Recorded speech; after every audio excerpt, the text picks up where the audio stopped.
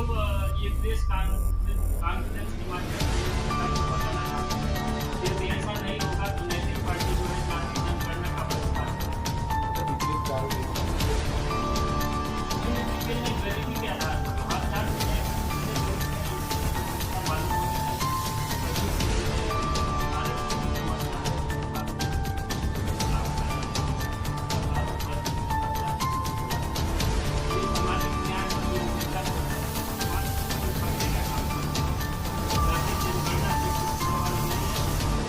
नेता पैदा करने का एक जाति जनगणना के साथ साथ हर जाति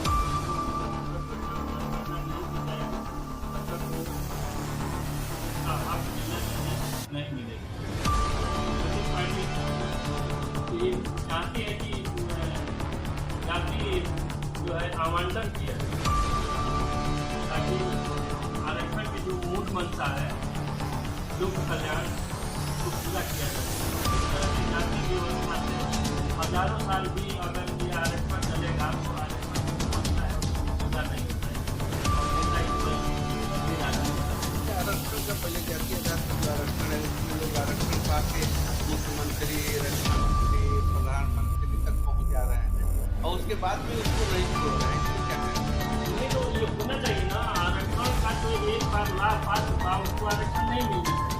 और यही तो भाग्य है कि जाति आरक्षण और जो आरक्षण पा चुका है वो भी आरक्षण पाने के लिए लड़ाई और जिससे लोग लाइन लगा कर बैठे हैं आरक्षण के लिए तो नैतिक पार्टी समस्याओं पर राजनीति नहीं करती है, समस्या निदान करने और समस्या निदान करने के लिए नैतिक पार्टी हिंदुस्तान की पहली पार्टी है जो जन के कल्याण के लिए लड़ रही है और संविधान को गीता और पुराण जैसे मानती है और मानती है। नैतिक पार्टी संवैधानिक नैतिकता को हर हाल इसलिए नैतिक पार्टी पसंद करती है। आज हर नेताओं के मुंह से संविधान और दावा लेकिन की बात है कि आज तक जो संविधान में जो सबसे बड़ा आदर्श है गाँव को शासन आज तक लागू नहीं किया गया। जैसे केंद्र में सरकार चल रही है, राज्य में सरकार चल रही है, विभाग है, राजनीतिक विभाग है, वैसे सेम गाँव में भी सरकार की जरूरत है। लेकिन दुर्भाग्य है कि संविधान की कसम खाने वाले नेता नैतिक पार्टी इसलिए आई है कि जनगण को संवैधानिक अधिकार दिलाना। गरीबी का नाम पे आप कहते हैं गरीबी के आधार पर गरीबों की जनगणना हम जातीय जनगणना के साथ साथ गरीबों की भी जनगणना हो, हर जाति में गरीबों की जनगणना ताकि जाति संख्या मालूम हो और साथ साथ ये भी मालूम हो जाए कि हर जाति में ये भी मालूम हो। तो अभी वर्तमान सरकारें हैं क्या बाबा साहब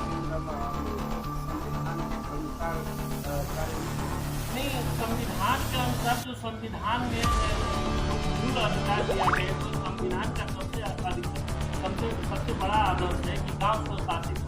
जैसे केंद्र में सरकार है, राज्य में सरकार है, उसी तरह से गांव में सरकार करने की व्यवस्था है। वित्त भी है, विभाग भी है, बल्कि गांव में लोकतंत्र मजबूत है। प्रदेश में और केंद्र में जो भी मंत्री बनता है प्रधानमंत्री लेकिन गाँव में मंडल का चुनाव भी गाँव की जनता करती है। गाँव का 18 साल का जो मतदाता है वो गाँव का विधायक कितना बड़ा अधिकार है। अगर इसको लागू कर दिया जाए तो फिर देश में जरूरतें नहीं पड़ेगी, न गरीबी रहेगी, न बेरोजगारी रहेगी, न अत्याचार होगा, न अन्याय होगा, न भ्रष्टाचार होगा। लेकिन मात्र इसका दो ही कारण है, नेता सोच रहे हैं कि गाँव में गाँव की सरकार बन जाएगी तो इस पर राज करेंगे। और हिंदुस्तान की पहली पार्टी नैतिक पार्टी है जो इस लड़ाई को लड़ रही है और इस लड़ाई को जीतेगी, क्योंकि वो संविधान में, ये सपना नहीं है, नहीं कल्पना है, ये संविधान में। तो मैं तो ये कहूँगा कि अगर जो भी नेता जिस किसी पार्टी के नेता का अगर संविधान में रति भर भी विश्वास हो तो गांव सरकार लागू करके दिखाए, अन्यथा उसको गांव की जनता से वोट मांगने का कोई राइट नहीं है, क्योंकि गांव की जनता अपने अधिकार को समझ नहीं पा रही है। इस लालसे नेताओं के पीछे पीछे घूम करके छोटे छोटे समस्याओं के निदान के लिए पीछे पीछे गिड़ा रही है। और जिस दिन गांव की सरकार बन जाएगी, लोकतंत्र की असली जो मंशा है वो पूर्ण हो जाएगी। मतलब तंत्र पर लोक का शासन स्थापित हो जाएगा, और ये नहीं चाहते हैं कि तंत्र पर लोक का शासन स्थापित हो। अब कितने विस्तार है आपकी पार्टी का, कहाँ तक है? हमारी पार्टी का पूरे राष्ट्रीय स्तर पर विस्तार कितने है। सदस्य हैं आपके?